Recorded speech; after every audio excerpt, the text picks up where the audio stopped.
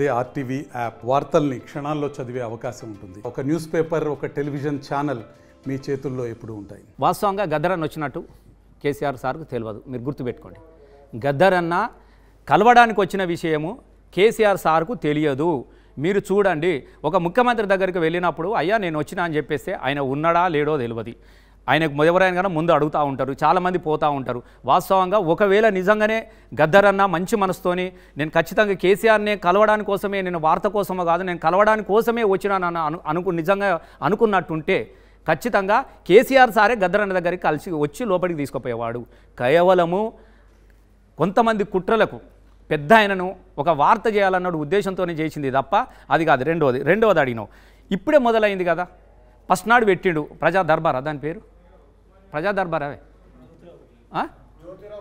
జ్యోతిరావు. అదేనే నేను భవనం గురించి అంటలేను. రేపు పొద్దుగాల జ్యోతిరావు పూలే భవనాన్ని కాదు, జ్యోతిరావు పూలే మనసులో ఉండాలి కదా. ఇప్పుడు ఎంతమంది పూలేలకు మంత్రి పదవులు ఇచ్చిండు, ఎంతమంది అంబేద్కర్ వారసులకు మంత్రి పదవులు ఇచ్చిండో కనబడతలేదా. నేను దాని గురించి చర్చ పెడతలేను. కేవలము ఒక్కరోజు పెట్టిండు, అప్లికేషన్ తీసుకున్నాడు. మరి తెల్లారి నుంచి ఎందుకు ఎత్తేసిండు? మంగళవారం శుక్రవారం పెట్టారు. నేను ఈయన ముఖ్యమంత్రి గారు ఎందుకు వదలేరు, నేను ఈయన ఉంటా అన్నాడు కదా. నేనే స్వయంగా తీసుకుంటా, రండి బాబు రండి బాబు రండి, అరే మాల్ అగ్వా రండి బాబు ఇక్కడ ఉన్నా అని చెప్పేసి మార్కెట్ చేసిండు కదా. మరి ఇవాళ ఎందుకు పెడతలేడు? ఎవరికో అప్పచెప్పినారు. ఇవాళ ఇచ్చినటువంటి అప్లికేషన్కి ఒక్కసారి ఒక సమాధానం వచ్చిందా? ఒకదానికి ఒక ప్రయోజనం జరిగిందా? అప్లికేషన్ ఇచ్చిన ప్రజలు ఇచ్చినటువంటి అప్లికేషన్కు జవాబు ఉందా? మీరు చూడండి నెట్లో. అంటే జవాబు రావట్లేదు అంటే ఏ జవాబు లేదు, ఏది లేదు. ఉంటే కదా రావడానికి కోసము, కేవలము వార్తల కోసము చేసిన ప్రయత్నంలో భాగంగా 4 రోజులు చూడండి. ఇప్పుడే కదా మీరే అన్నారు కదా 100 రోజులు అన్నారు. 100 రోజుల తర్వాత ఇప్పుడే స్టార్ట్ అయిపోయింది నీ ప్రజాపాలన తెస్తానన్నారు. అందులో భాగంగానే మీ ముఖ్యమంత్రి కేసీఆర్, మీ మాజీ తొలి ముఖ్యమంత్రి హాస్పిటల్లో ఉంటే ఒక ముఖ్యమంత్రి హోదాలో వచ్చి పలకరించి అతనికి మెరుగైన వైద్యం అందించాలని డాక్టర్లను సూచించారు. మీరు కనీసం మీ సొంత పార్టీ నేతలు హాస్పిటల్లో ఉన్నా సరే వెళ్ళి పరామర్శించిన రోజులు లేవు.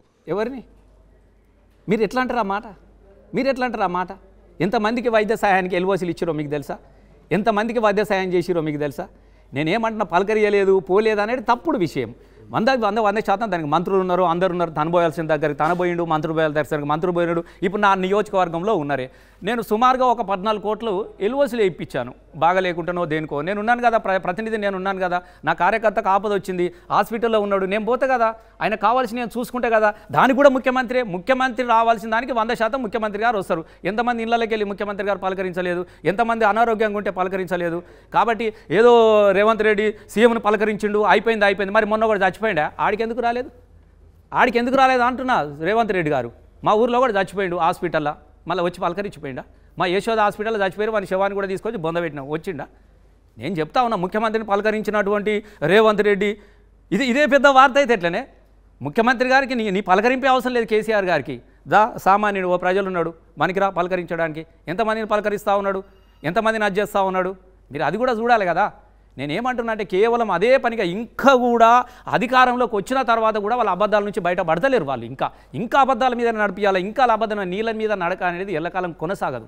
అయిపోయింది. ఇప్పటికి కూడా చాలా మందిలో మార్పు అన్నారు. ఆ మార్పు మళ్ళీ ఇక్కడ కూడా మొదలైంది. అదే మార్పు ఇప్పుడు కూడా మొదలైంది. మరిన్ని వీడియోస్ కోసం ఛానల్ ని సబ్స్క్రైబ్ చేయండి. లేటెస్ట్ అప్డేట్స్ కోసం వాట్సాప్ ఛానల్ ని ఫాలో చేయండి. అండ్ లింక్ డిస్క్రిప్షన్ లో ఉంది.